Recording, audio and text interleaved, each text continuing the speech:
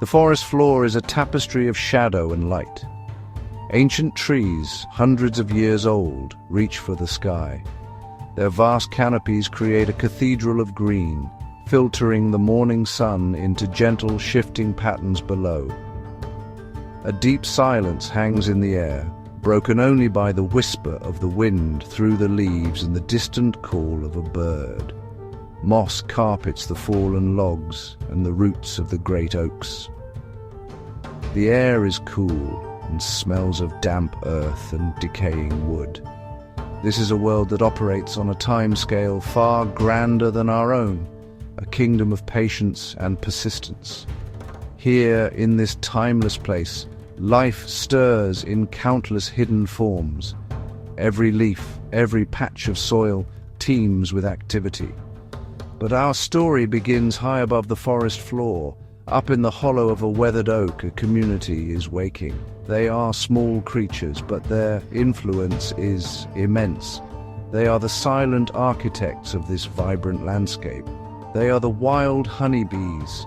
For millions of years, their ancestors have flown through forests just like this one. They have seen empires of trees rise and fall, and they have endured. Their existence is woven into the very fabric of this ancient woodland. The first rays of dawn pierce the gloom, illuminating dust motes dancing in the still air. A single bee appears at the entrance of the hive. She is a scout, one of the first to greet the new day. She pauses for a moment, her delicate antennae twitching. She tastes the air, sensing the temperature, the humidity, and the faint promise of nectar on the breeze. The world outside the hive is vast and full of both opportunity and danger. Her colony, thousands strong, depends on the information she will bring back. Her mission is vital. The survival of her family rests on these early morning explorations. This is not the familiar honeybee of our farms and gardens. This is its wild ancestor, smaller, hardier, and perfectly adapted to this rugged environment. These bees do not live in managed white boxes.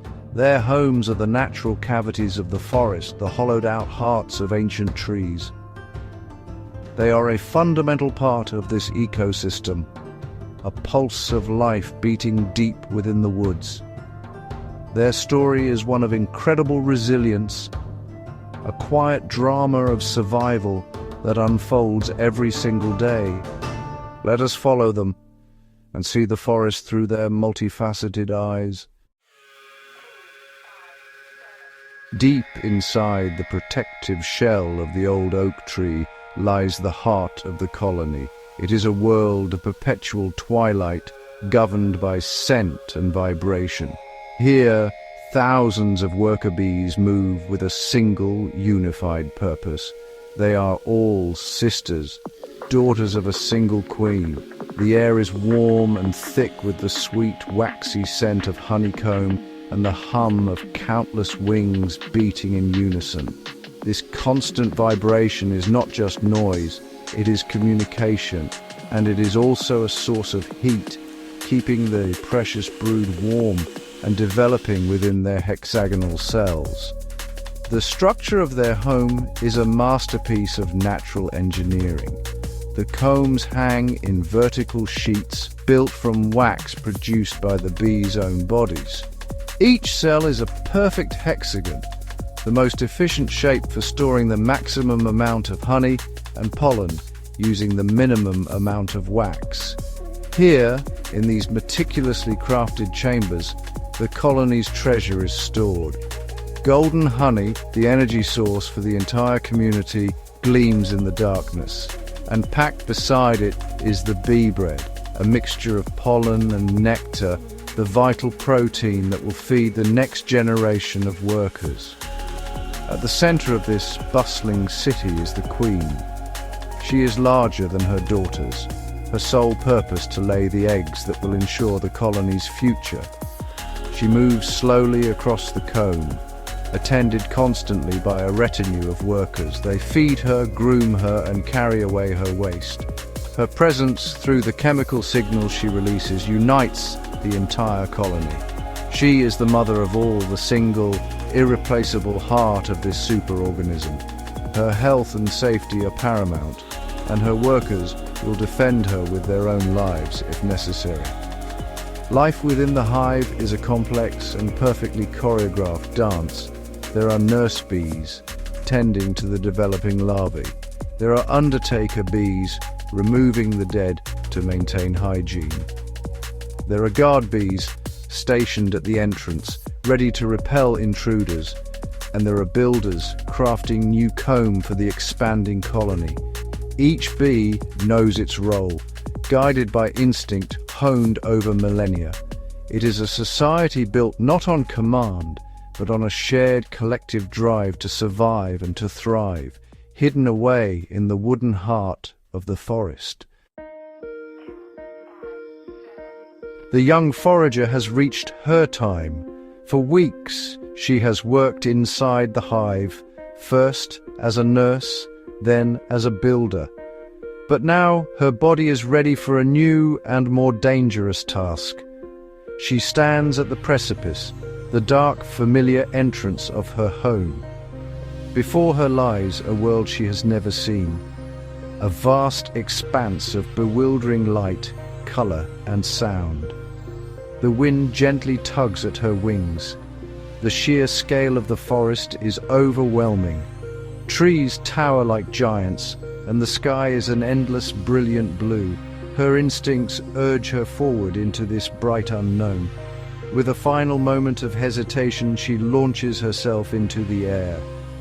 Her first flight is clumsy, a spiral of orientation. She circles the hive, memorizing its location, the shape of the ancient oak, the pattern of the branches against the sky. This mental map is crucial. Without it, she will never find her way home. The sun warms her body, and her wings, at first uncertain, begin to beat with a steady, powerful rhythm. The hum of the hive fades behind her, replaced by the sounds of the wider forest. The rustle of leaves, the chirping of insects, the flow of a nearby stream. She flies through shafts of sunlight that cut through the dense canopy. These golden lanes are highways in the air, guiding her through the undergrowth. The world from this perspective is a mosaic of greens and browns. She sees the forest not as we do, but as a landscape of opportunity. Her compound eyes, made of thousands of individual lenses, can see patterns of ultraviolet light on the petals of flowers, invisible to us. These patterns are like landing strips, guiding her toward a source of nectar. She is a tiny navigator in an immense and complex world. Her journey is a sensory explosion. The scent of pine needles, of damp soil, and, most importantly, of blooming flowers, fills the air. She is drawn towards a patch of wild clover, a splash of white against the green forest floor, the buzzing of other insects, the feel of the air currents, the warmth of the sun. It all combines into a rich experience. This is the world she was born to explore. Her life as a forager has begun, a life of tireless work, constant danger, and profound importance to the forest she now calls her home. The forager's mission is simple, but the execution is fraught with peril. She must find flowers, gather nectar and pollen, and return safely to the hive. The forest, however, is not always a welcoming place. Every shadow can hide a threat. As she flies towards a promising patch of foxgloves, a sudden movement catches her eye. A crab spider, perfectly camouflaged against the petals of a flower, lies in wait. It is the same color as the blossom, a patient and deadly predator. The bee veers away just in time, its keen senses saving it from a silent death. Her flight continues, a constant navigation of risk. A dragonfly, a swift and agile hunter of the air, darts past. Its iridescent wings are a blur of motion. The bee must be ever vigilant, using her speed and agility to evade these aerial assassins. The world is a battlefield, and she is both a gatherer and a potential meal. She flies low, close to the undergrowth, using the landscape as cover. The journey for a single load of nectar can be a flight of several kilometers, each meter filled with potential danger from predators in the air and on the plants themselves. Finally, she reaches her destination. A clearing bathed in sunlight, filled with blooming wildflowers. She lands gently on a thistle, its purple flowerhead a rich source of food. She unfurls her proboscis, a long straw-like tongue, and drinks the sweet nectar from deep within the flower. As she does, her hairy body becomes dusted with yellow pollen. Grains of it stick to her legs and abdomen. This is the other half of her treasure. She meticulously combs the pollen from her body and packs it into special baskets on her hind legs, mixing it with a little nectar to form a dense, secure pellet. With her nectar crop full and her pollen baskets loaded, she is heavy. The flight home will be more difficult, more demanding. She must retrace her steps, navigating back through the complex forest terrain. The weight of her cargo is a testament to her success, but it also makes her slower, more vulnerable. She pushes onward, driven by an instinct that is millions of years old. She carries not just food, but the promise of life for her sisters and the future of her colony. The hive is waiting. The successful forager returns to the hive, her pollen baskets glowing like two golden orbs. She passes the guard bees at the entrance and disappears into the scented darkness. Inside, she does not simply deposit her load. She has vital information to share. She has found a rich and safe source of food, and she must tell her sisters where to find it. But in the pitch-black interior of the hive, sight is, well, pretty much useless.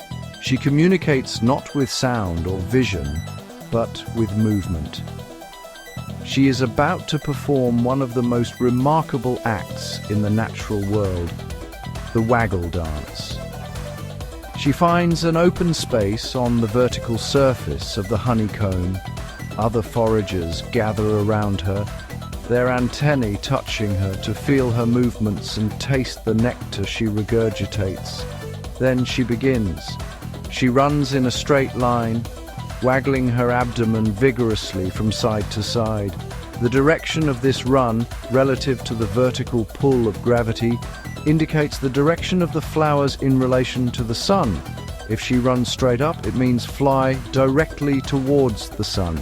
If she runs straight down, it means fly directly away from it. Any angle in between corresponds to an angle relative to the sun's position. The duration of the waggle run conveys the distance. A short dance means the food is close. A longer, more energetic dance signifies a source that is farther away. It is an incredibly precise and symbolic language, a coded map translated into movement. The other bees press close, absorbing every detail of her performance. They understand the angle, the distance, and even the scent of the flowers from the pollen on her body. It's really a moment of pure, collective intelligence, a sharing of knowledge that is essential for the colony's efficient foraging. Once the dance is complete, the audience disperses. They have the map. Within minutes, new foragers leave the hive, flying with purpose towards the direction and distance communicated by the dancer. This remarkable system allows the colony to rapidly exploit the best food sources available, adapting to the ever-changing bloom of the forest. A single bee's discovery becomes the shared knowledge of thousands. This dance is the invisible network that binds the colony together, ensuring they work not as individuals, but as a single, highly efficient organism. The life of the colony is a constant struggle against external threats. The forest is full of creatures that desire the hive's precious stores of honey. One evening, as dusk settles, a badger approaches the ancient oak. It is a powerful animal with strong claws capable of tearing into wood. It can smell the sweet promise of honey from a distance. It begins to dig and scratch at the base of the tree, trying to find a weak point, a way to break into the bee's fortress.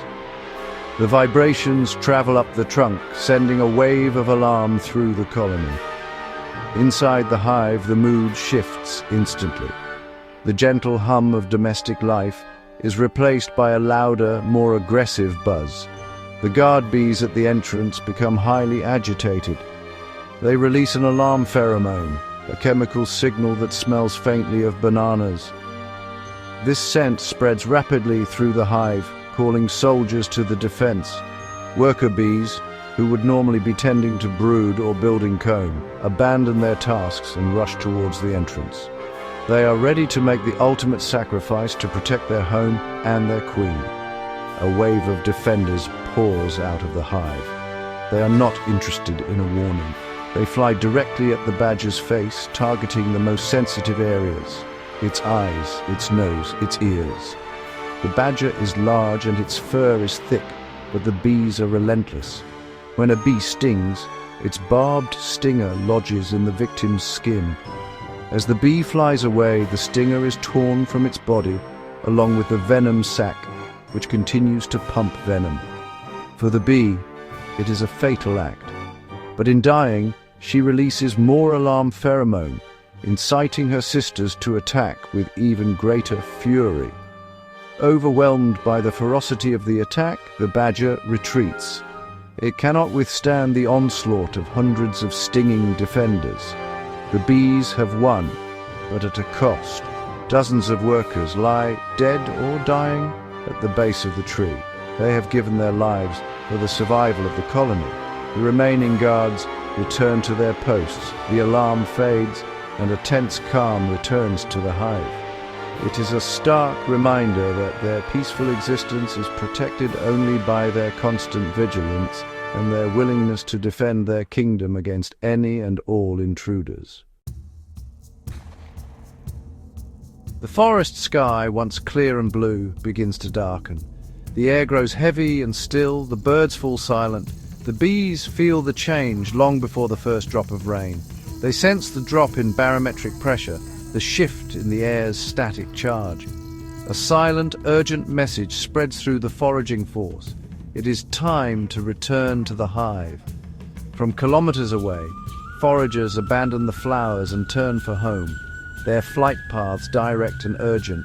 They race against the approaching storm, their wings beating furiously to carry them back to safety. The wind begins to rise, whipping through the canopy and turning the leaves inside out. It creates treacherous air currents that toss the small bees about. What was once a gentle flight becomes a desperate battle against the elements.